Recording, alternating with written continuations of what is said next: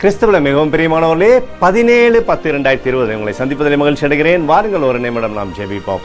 அன்பு தகப்பனே, இன்றைக்கு என்னுடைய பாதுகாப்புக்காய் ஜெபிக்கும்படி என் தேவனுடைய சமூகத்தில் வருகிறேன் அப்பா. என் தேவனுடைய சுத்த கிருபையும் நன்மையும் ஆசீர்வாதம் உங்களுடைய வாழ்க்கையில் இருக்கும்படி ஜெபிக்கிறேன்.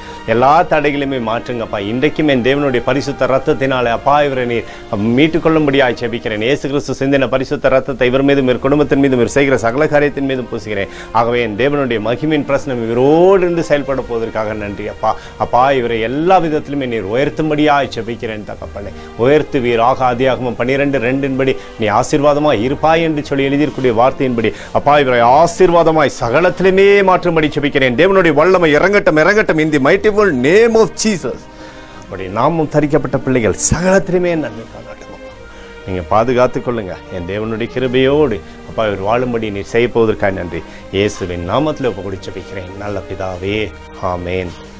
பிரியமான ஜெப பங்காளரே, ஒரு நிமிடம் நாம் இந்திய தேசத்திற்காய் ஜெபிப்போம்.